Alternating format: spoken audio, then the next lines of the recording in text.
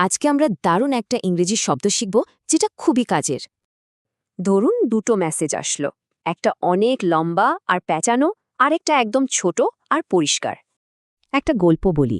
রহিম নামের এক ছাত্রের ওর প্রেজেন্টেশনটা ছিল অনেক লম্বা আর বেশ জটিল।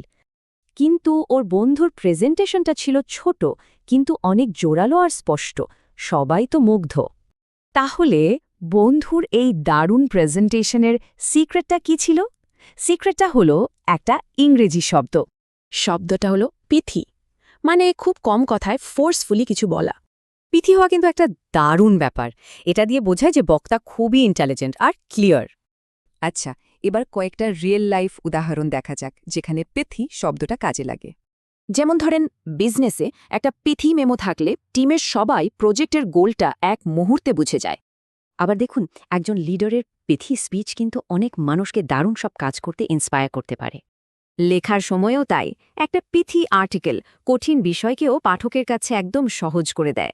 কিন্তু প্রশ্ন হল, পিথি হওয়া যায় কিভাবে? এর জন্য আরেকটা শব্দ জানা দরকার। শব্দটা হলো পিথ।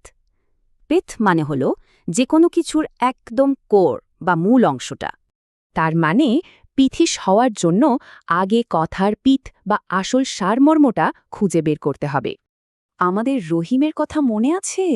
ও কিন্তু ব্যাপারটা বুঝে ফেলল আর প্রেজেন্টেশনটা ঠিক করে নিল। কিভাবে পিথি হওয়া যায় দেখুন, প্রথমে মূল আইডিয়াটা ধরুন, এরপর বাড়তি কথা বাদ দিন, আর শেষে জোরালো শব্দ ব্যবহার করুন।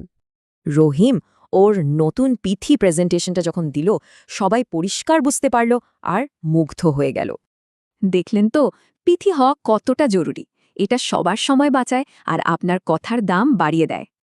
এবার ভাবার পালা, নিজের পরের মেসেজ বা প্রেজেন্টেশনটাকে কিভাবে আরও পিথি করে তোলা যায়।